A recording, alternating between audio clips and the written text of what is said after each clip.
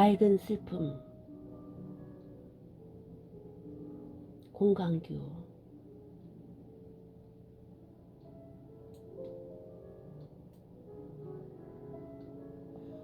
며칠 전 어머니께 운동을 겸해 가까운 상가에 큰 식료품점이 문을 열었으니 먹을 것이 있는지 가보자고 제안했다.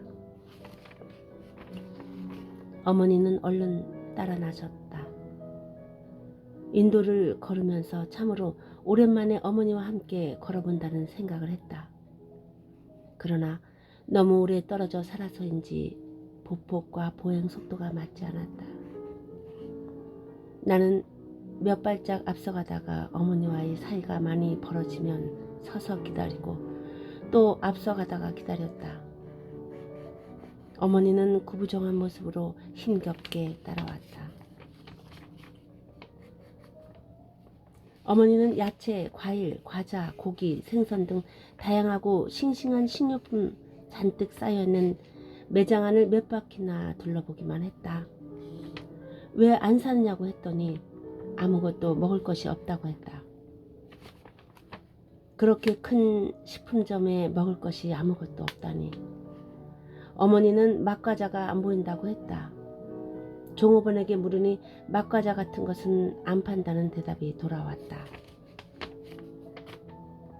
어머니는 다른 것을 사려고 이곳저곳 식품 진열절 앞에 쪼그려 앉아 물건을 집었다 놨다 하며 한참 고민하셨다. 그러더니 식료품점을 나오기 직전 칼국수 사리 한 봉지와 알사탕 한 봉지를 얼른 집어들었다. 그 큰 매장에서 한참 동안 고민하다 산 것이 겨우 칼국수 사리와 알사탕인 것이다.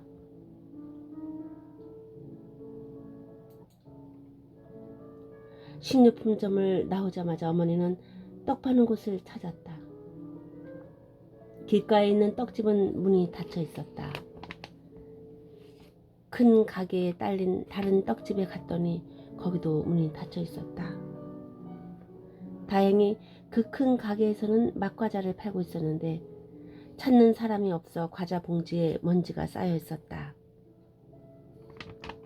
어머니는 떡을 사는 것을 포기하시는 대신 맛과자 봉지를 들고 나는 칼국수 사리와 알사탕 봉지를 들고 신호등 하나를 건너 집으로 왔다. 어머니는 맛과자를 산 가게 승강기 앞에서 신호등 앞에서 그리고 인도에서 맛과자 봉지를 들고 쪼그려 앉아 쉬었다.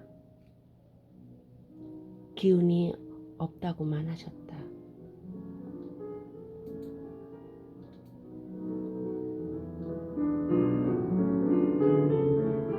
나는 어머니가 일어나실 때까지 우두커니 옆에 서서 기다렸다.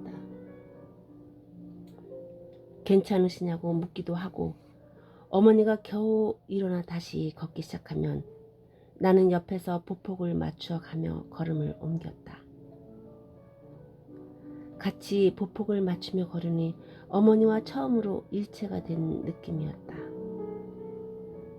천천히 걸으며 하늘을 올려다보니 겨울 하늘 별들이 찬바람에 맑게 닦여 빛나고 있었다. 나의 별국이라는 시가 생각났다. 가난한 시절을 회상하며 쓴 어머니와 나의 추억이 지극히 서로 섞여든 이야기이다.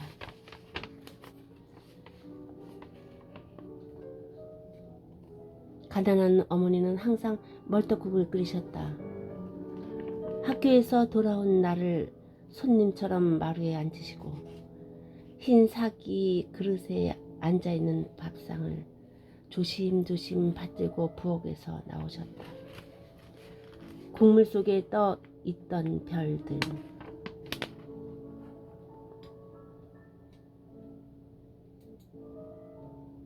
어떤 때는 숟가락에 달이 건져 올라와 배가 불렀다. 숟가락과 별이 부딪히는 맑은 국그릇 소리가 가슴을 울렸는지 어머니의 눈에서 별빛 사리가 쏟아졌다. 별국 전문. 멀떡국은 내 고향인 충청도 청양 지역에서 자주 사용하는 말이다. 건더기가 없는 멀건 국을 말한다. 가난한 집에서 어떻게 건더기 고기를 많이 넣고 국을 끓일 수 있었겠는가.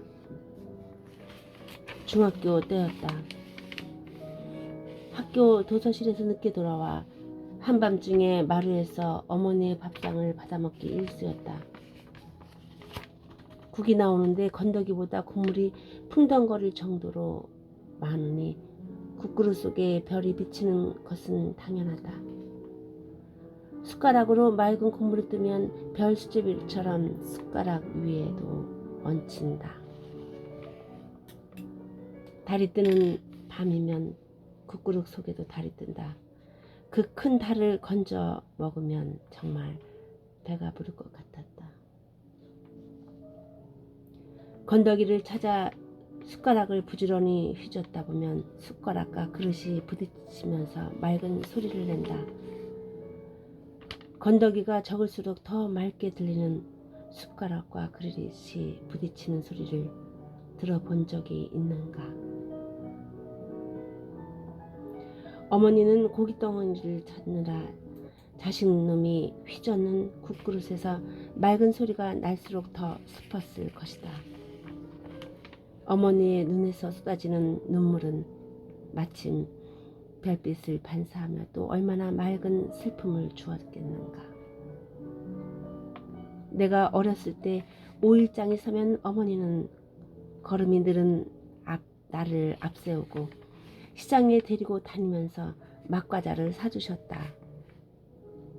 그런데 지금은 내가 아파서 걸음이 느린 어머니에게 막과자 봉지를 사서 들리고 집으로 가고 있다는 생각에 슬픔이 밀려왔다.